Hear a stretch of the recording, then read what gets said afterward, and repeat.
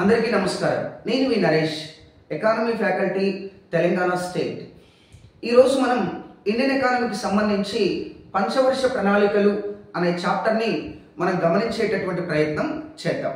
ముఖ్యంగా భారత పంచవర్ష ప్రణాళికలు, ఇండియాస్ 5 year ప్లాన్స్. ముఖ్యంగా ప్రణాళికలు, ప్రపంచంలో ప్రణాళికలను మొట్టమొదటిసారిగా రష్యా అమలు చేసింది. ప్రపంచంలో ప్రణాళికలను మొట్టమొదటిసారిగా రష్యా అమలు చేసింది 1928లో. మరి రష్యా అమలు చేసినటువంటి ప్రణాళికలను భారత్ ఆదర్శంగా తీసుకొని స్వాతంత్రానంతరం 1951 నుండి ప్రణాళికలను అమలు చేయటం జరిగింది. మరి భారతదేశంలో అమలు చేసినటువంటి ప్రణాళికలను పంచవర్ష ప్రణాళికలుగా పిలుస్తారు. సాధారణంగా పంచవర్ష ప్రణాళికలుగా పిలుస్తారు. ముఖ్యంగా 5 సంవత్సరాల కాలానికి అమలు చేయబడినటువంటి ప్రణాళికలను పంచవర్ష ప్రణాళికలుగా పిలుస్తారు. ముఖ్యంగా భారత్ రష్యాను ఆదర్శంగా తీసుకొని ప్రణాళికలను అమలు చేసింది. ముఖ్యంగా రష్యా 1928లో ప్రపంచంలో మొట్టమొదటిసారిగా ప్రణాళికలను అమలు చేస్తే, భారత్ స్వాతంత్రానంతరం రష్యాను ఆదర్శంగా తీసుకొని 1951 నుండి ప్రణాళికలను అమల్లోకి తీసుకొచ్చింది. భారత్లో 1951లో ప్రారంభమైన ప్రణాళికలు మరి మొత్తంగా 12 పంచవర్ష ప్రణాళికలు విజయవంతంగా అమల్లోకి వచ్చాయి. ముఖ్యంగా 12వ పంచవర్ష ప్రణాళికను కొనసాగుతూ ఉండగా అధికారంలోకి వచ్చినటువంటి నరేంద్ర మోడీ ప్రభుత్వం కొనసాగుతున్న 12వ ప్రణాళికను రద్దు చేసి దాని స్థానంలో నీతి ఆయోగ్ అనేటటువంటి ఓ కొత్త విధానానికి శ్రీకారం చుట్టడం జరిగింది. మరి భారతదేశంలో 1951 కంటే ముందు, ప్రణాళికలు అమలు కావడానికంటే ముందు ప్రణాళికల మీద జరిగినటువంటి కొన్ని ముఖ్య సంఘటనలను ప్రణాళికల మైలురాళ్ళు అంటారు. మరి వాటి మీద ఎన్నో ఎగ్జామ్స్లలో క్వశ్చన్స్ వస్తూ ఉన్నాయి కాబట్టి మరి భారత ప్రణాళికలకు సంబంధించినటువంటి మైలురాళ్ళు, ముఖ్యంగా ప్రణాళికలు అమలు కావడానికంటే ముందు ప్రణాళికల మీద జరిగినటువంటి కొన్ని ముఖ్య సంఘటనలను ప్రణాళికల మైలురాళ్ళు అంటారు. మనం ఒక్కొక్క మైలురాయి గురించి ఈరోజు తెలుసుకునే ప్రయత్నం చేద్దాం. ముఖ్యంగా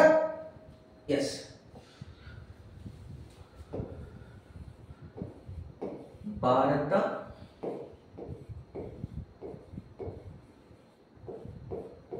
ప్రణాళికల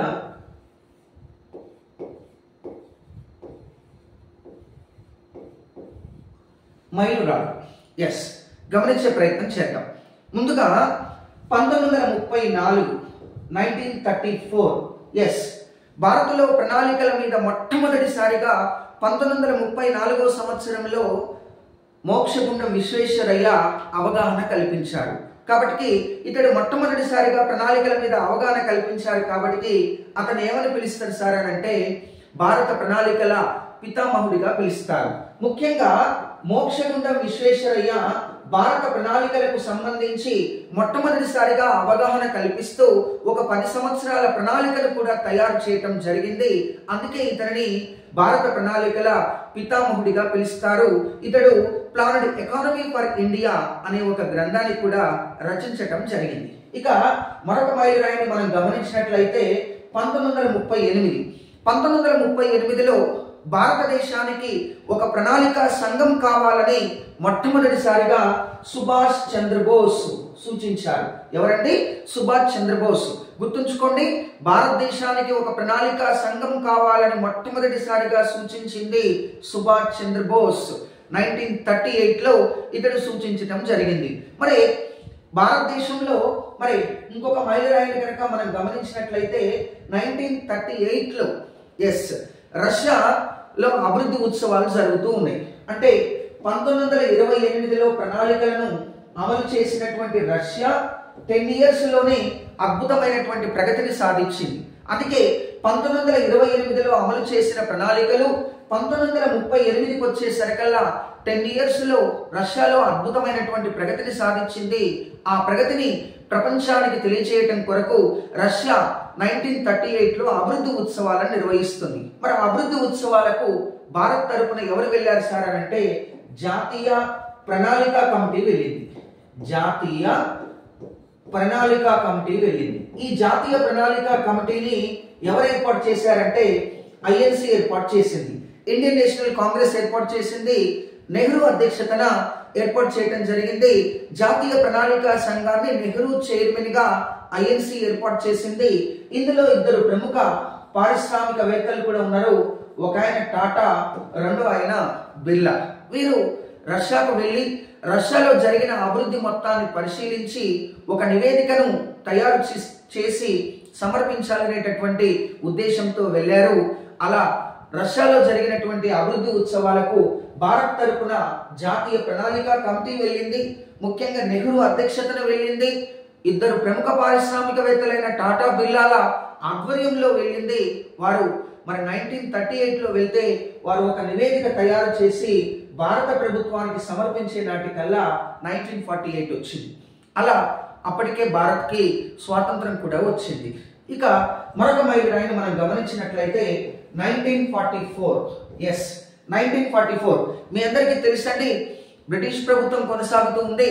బ్రిటిష్ ప్రభుత్వం భారత్లో ప్రణాళికలను అమలు చేయడానికి ప్రణాళిక మరియు అభివృద్ధి శాఖ అనేటటువంటి దాన్ని 1944లో ఏ దలాల్ అధ్యక్షతన ఏర్పాటు చేసింది. అలా భారతదేశంలో 1944లో ప్రణాళికలను అమలు చేయడానికి బ్రిటిష్ ప్రభుత్వం ఏ దలాల్ అధ్యక్షతన ప్రణాళిక మరియు అభివృద్ధి శాఖను ఏర్పాటు చేసింది. కానీ ఇది ఎటువంటి ప్రణాళికలు అమలు చేయకుండానే 1946లో ఇది రద్దు చేయటం జరిగింది. ఇంకా ప్రణాళికలకు సంబంధించి మనం పూర్తి స్థాయిలో మరి ఇంకా మైలురాళ్ళు ఏమున్నాయని గమనించినట్లయితే 1943లో, 1944లో, 1945లో అనగా భారతదేశానికి స్వాతంత్రం రావడానికంటే ముందు మరి 3 ప్రైవేటు ప్రణాళికలు రూపొందించారు.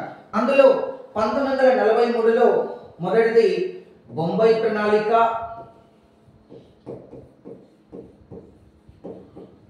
1944లో గాంధీ ప్రణాళిక, 1945లో ప్రజా ప్రణాళిక. మనం గమనిద్దాం, భారత్లో స్వాతంత్రం రావడానికంటే ముందు 3 ప్రైవేటు ప్రణాళికలు రూపొందించారు. 3 ప్రైవేటు ప్రణాళికల్లో మొదటిది బొంబాయి ప్రణాళిక, రెండోది గాంధీ ప్రణాళిక, మూడోది ప్రజా ప్రణాళిక. ఈ 3 ప్రణాళికల గురించి మనం తెలుసుకోవాల్సినటువంటి అవసరం ఎంతైనా ఉంది. ముందుగా మనం బొంబాయి ప్రణాళికను చూద్దాం. బొంబాయి ప్రణాళికను బొంబాయికి చెందిన 8 మంది పారిశ్రామికవేత్తలు రూపొందించారు. ఈ 8 మంది పారిశ్రామికవేత్తలు బొంబాయి ప్రణాళికను ముఖ్యంగా పెట్టుబడిదారీ ఆర్థిక వ్యవస్థ విధానాలతో రూపొందించారు. This is capitalism economy. పెట్టుబడిదారీ ఆర్థిక వ్యవస్థ విధానాలతో బొంబాయి ప్రణాళికను 8 మంది పారిశ్రామికవేత్తలు 10,000 కోట్ల రూపాయలతోటి 15 సంవత్సరాల కాలానికి రూపొందించారు. 10,000 కోట్ల రూపాయలతో 15 సంవత్సరాల కాలానికి తలసరి ఆదాయాన్ని రెట్టింపు చేయాలనేటటువంటి ఉద్దేశంతో మరి బొంబాయి ప్రణాళికను రూపొందించడం జరిగింది. అలా ప్రత్యేకంగా బొంబాయి ప్రణాళికను ఎవరు రూపొందించారు? 8 మంది పారిశ్రామికవేత్తలు రూపొందించారు. 8 మంది పారిశ్రామికవేత్తల్లో ఒకే ఒక ఆర్థికవేత్త ఉన్నాడు. అందులో ఒక 2 ప్రముఖ పారిశ్రామికవేత్తలు ఉన్నారు. ముఖ్యంగా టాటా, బిర్లాలు, ఆ ఆర్థికవేత్త జాన్ మత్తై. ఇలా బొంబాయి ప్రణాళిక అనేటటువంటిది రూపొందించడం జరిగింది. ఇక నెక్స్ట్ గాంధీ ప్రణాళిక. గమనించే ప్రయత్నం చేద్దాం. గాంధీ ప్రణాళికను గాంధీజీ అనుచరుడైన ముఖ్యంగా శ్రీమన్నారాయణ అగర్వాల్ ఈ యొక్క గాంధీ ప్రణాళికను గాంధీ లక్ష్యాలతో, గాంధీ సిద్ధాంతాలతో, గాంధీ భావాలతో రూపొందించడం జరిగింది. గాంధీ ప్రణాళికను 3,500 కోట్ల రూపాయలతో కాలపరిమితి అనేటటువంటిది లేకుండా దీనిని రూపొందించడం జరిగింది. 3,500 కోట్ల రూపాయలతో కాలపరిమితి అనేటటువంటిది లేకుండా గాంధీ ప్రణాళికను రూపొందించడం జరిగింది. మరి గాంధీ ప్రణాళికలో అధిక ప్రాధాన్యత దేనికి ఇచ్చారంటే గ్రామీణ ప్రాంతాలకు, ముఖ్యంగా వ్యవసాయ రంగానికి, చిన్న తరహా పరిశ్రమలకు అధిక ప్రాధాన్యత ఇస్తూ ఈ గాంధీ ప్రణాళికను రూపొందించడం జరిగింది. ఇక నెక్స్ట్ ప్రజా ప్రణాళిక. ఇండియన్ లేబర్ ఫెడరేషన్ కి చెందిన ఎంఎన్ రాయ్ ప్రత్యేకంగా ప్రజా ప్రణాళికను రూపొందించడం జరిగింది. ఈ ప్రజా ప్రణాళిక కమ్యూనిస్టు భావాలతో, సామ్యవాద సిద్ధాంతాలతో రూపొందించడం జరిగింది. ముఖ్యంగా ప్రజా ప్రణాళికను ఎంఎన్ రాయ్ 15,000 కోట్ల రూపాయలతో 10 సంవత్సరాల కాలానికి రూపొందించారు. 15,000 కోట్ల రూపాయలతో 10 సంవత్సరాల కాలానికి రూపొందిస్తూ ముఖ్యంగా సామ్యవాద విధానాలతో రూపొందించారు. దిస్ ఈస్ సోషలిజం ఎకానమీ విధానాల్లో రూపొందిస్తూ ముఖ్యంగా అధిక ప్రాధాన్యత గ్రామీణ ప్రాంతాలలో వ్యవసాయ రంగానికి, వినియోగ వస్తు పరిశ్రమలకు ప్రాధాన్యత ఇస్తూ ఈ యొక్క ప్రణాళికను రూపొందించడం జరిగింది. ఈ విధంగా స్వాతంత్రం కంటే ముందు 3 ప్రైవేటు ప్రణాళికలు రూపొందించారు. కానీ ఈ 3 ప్రైవేటు ప్రణాళికలు ఎక్కడ కూడా అమలు కాలేదు. కాబట్టి ఖచ్చితంగా వీటి మీద క్వశ్చన్ రావడానికి ఆస్కారం ఉంటుంది. కాబట్టి మనం చాలా జాగ్రత్తగా వీటిని తెలుసుకోవడం జరిగింది. ఇక మరొక మైలురాయిని మనం గమనిస్తే 1948లో మరి ముఖ్యంగా రష్యాకు వెళ్ళి వచ్చినటువంటి జాతీయ ప్రణాళిక కమిటీ తన నివేదికను భారత ప్రభుత్వానికి సమర్పిస్తూ ముఖ్యంగా 3 విషయాలను తెలియజేసింది. 3 విషయాల్లో మొదటిది ఏంటి అని గమనిస్తే ప్రణాళికా సంఘం ఏర్పాటు చేయమని సూచించింది. ప్రణాళికా సంఘం ఏర్పాటు చేయమని సూచించింది. రెండోది ప్రణాళికలు అమలు చేయమని సూచించింది. ఇక నెక్స్ట్ మూడవది వచ్చేసి ఏంటి సార్ అని మనం గమనించి చూసినట్లయితే భారత్లో మిశ్రమ ఆర్థిక వ్యవస్థను అమలు చేయమన్నది. దిస్ ఈస్ మిక్స్డ్ ఎకానమీ, మిశ్రమ ఆర్థిక వ్యవస్థ. మనం గమనించే ప్రయత్నం చేద్దాం. 1948లో జాతీయ ప్రణాళిక కమిటీ తన నివేదికను భారత్కు సమర్పిస్తూ 3 ముఖ్య విషయాలు తెలియజేసింది. 3 ముఖ్య విషయాల్లో మొదటిది భారత్లో ప్రణాళికా సంఘాన్ని ఏర్పాటు చేయమన్నది, భారత్లో ప్రణాళికలను అమలు చేయమన్నది, భారత్లో మిశ్రమ ఆర్థిక వ్యవస్థను అమలు చేయమని సూచించింది. కాబట్టి ఇక్కడ ఎగ్జామ్ పాయింట్ ఆఫ్ వ్యూలో ఈ 3 అంశాలతో పాటు మరొక అంశం ఇచ్చి ఇందులో సరి అయినది ఏది, సరికానిది ఏది అని కూడా అడిగే అవకాశం ఉంటుంది. కాబట్టి ఈ 3 అంశాలు మనం గమనించే ప్రయత్నం చేయాలి, గుర్తుంచుకోండి. ఇక నెక్స్ట్ 1948లో ఏప్రిల్ 6వ తేదీన భారత్ మొదటి పారిశ్రామిక విధాన తీర్మానం, ఫస్ట్ ఇండస్ట్రియల్ పాలసీని ప్రకటించింది. భారత్ మొదటి పారిశ్రామిక విధాన తీర్మానాన్ని ప్రకటిస్తూ భారత్లో అదే రోజున మిశ్రమ ఆర్థిక వ్యవస్థను కూడా ప్రకటించడం జరిగింది. మీరు గమనిస్తున్నారండి, జాతీయ ప్రణాళిక కమిటీ తన నివేదికను సమర్పిస్తూ మిశ్రమ ఆర్థిక వ్యవస్థను అమలు చేయమని చెప్పింది. భారత్ 1948 ఏప్రిల్ 6న మొదటి పారిశ్రామిక విధాన తీర్మానాన్ని ప్రకటిస్తూ ఆ తీర్మానంలో భాగంగా భారత్లో మిశ్రమ ఆర్థిక వ్యవస్థను కూడా ప్రకటించడం జరిగింది. ఇక నెక్స్ట్ మరొక మైలురాయిని గమనించినట్లయితే 1950 జనవరి ముఖ్యంగా సర్వోదయ ప్రణాళిక.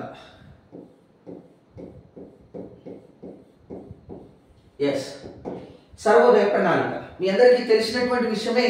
సర్వోదయ ప్రణాళిక 1950 జనవరిలో సర్వోదయ ప్రణాళికను జయప్రకాష్ నారాయణ రూపొందిస్తూ ముఖ్యంగా గ్రామీణ ప్రాంతాలకు, వ్యవసాయ రంగానికి, నీటిపారుదలకు అధిక ప్రాధాన్యత ఇస్తూ ఒక నివేదికను తయారు చేసి భారత ప్రభుత్వానికి సమర్పించాడు.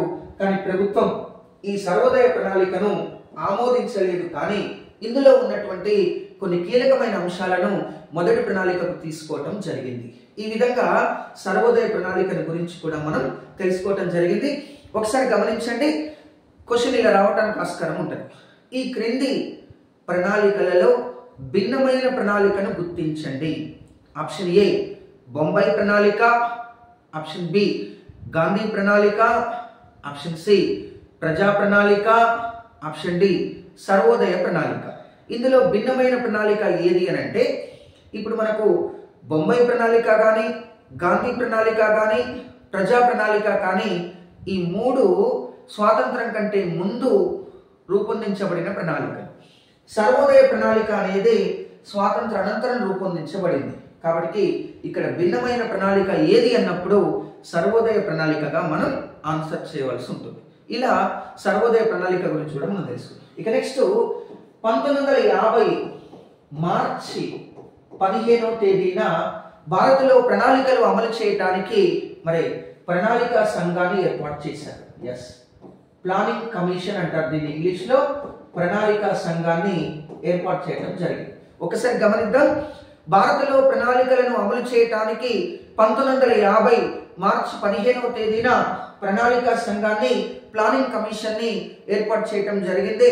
ప్రణాళిక సంఘం భారతదేశంలో 1950 మార్చి 15వ తేదీన ఏర్పాటు చేశారు. మరి ఇది రాజ్యాంగబద్ధ సంస్థన, శాసనబద్ధ సంస్థన, సలహాపూర్వక సంస్థన అని మనం ఒకసారి గమనిస్తే ఇది సలహాపూర్వక సంస్థగా, ఒక అడ్వైజరీ బాడీగా మాత్రమే దీనిని ఏర్పాటు చేయడం జరిగింది. కాబట్టి అలా కూడా గుర్తుంచుకునేటటువంటి ప్రయత్నం చేయండి. ఇక నెక్స్ట్ ప్రణాళికలకు సంబంధించి మనం గమనించినట్లయితే ప్రణాళిక సంఘం. ఎస్, ప్రణాళిక సంఘం. మరి ప్రణాళిక సంఘానికి ఎవరు ఉన్నత అధికారిగా ఉంటారు అని గమనిస్తే, ఎస్, ప్రణాళిక సంఘానికి ఒక చైర్మన్, ఒక డిప్యూటీ చైర్మన్ ఉంటారు. మరి చైర్మన్ గా దేశ ప్రధానమంత్రి ఉంటారు. డిప్యూటీ చైర్మన్ గా ఎస్ ప్రధానమంత్రి చేత నియమించబడేటటువంటి వ్యక్తి డిప్యూటీ చైర్మన్ గా కొనసాగటం జరుగుతూ ఉన్నది. మరి భారత మొదటి ప్రణాళిక సంఘానికి చైర్మన్ గా నెహ్రూ ఉన్నారు. భారత ప్రణాళిక సంఘం మరి మొదటి ప్రణాళిక సంఘం డిప్యూటీ చైర్మన్ గా ఎస్ గుల్జారీలాల్ నందా ఉన్నాడు. 12వ ప్రణాళిక సంఘం చైర్మన్ గా మన్మోహన్ సింగ్, 12వ ప్రణాళిక సంఘం డిప్యూటీ చైర్మన్ గా ఎస్ మనకు మాంటేన్ సింగ్ అహ్లూవాలియా ఉండటం జరిగింది. ఇక భారత ప్రణాళిక సంఘానికి చిట్ట చివరి చైర్మన్ గా ఎవరు ఉన్నారు సార్ అని అంటే నరేంద్ర మోడీ వర్క్ చేయటం జరిగింది. నరేంద్ర మోడీ భారత ప్రణాళిక సంఘానికి చిట్ట చివరి చైర్మన్ ఎవరు అని అంటే నరేంద్ర మోడీ అని చెప్పేసి మనం గుర్తుపెట్టుకోవాలి. ఎస్, ఇక నెక్స్ట్ వచ్చేసి ఎస్ నరేంద్ర మోడీ. ఇక ప్రణాళికల గురించి, ప్రణాళికలకు సంబంధించిన అంశాల గురించి భారత రాజ్యాంగంలో 39వ అధికరణ తెలియజేస్తుంది. 39 ఆర్టికల్. ఎస్, భారత రాజ్యాంగంలో ప్రణాళికలకు సంబంధించిన అంశం ఏదైనా ఉందా, ఏదైనా ఆర్టికల్ ఉందా అంటే 39 ఆర్టికల్ ప్రణాళికలకు సంబంధించి తెలియజేస్తుంది. ఇక భారతదేశంలో ప్రణాళికా సంఘం యొక్క ప్రధాన కార్యాలయం న్యూఢిల్లీలో కలదు. ఎస్, న్యూఢిల్లీ. ఎస్, ప్రణాళికా సంఘం యొక్క భవనాన్ని యోజన భవన్ అంటారు. ప్రణాళికా సంఘం అధికారిక పత్రిక యోజనగా చెప్పవచ్చు. ఇట్లా మనం ప్రణాళికలకు సంబంధించినటువంటి మైలురాళ్లను ఈరోజు మనం చాలా జాగ్రత్తగా గమనించడం జరిగింది. ఇంకా మరిన్ని అంశాలను తెలుసుకునే ప్రయత్నం చేద్దాం. Thank you viewers.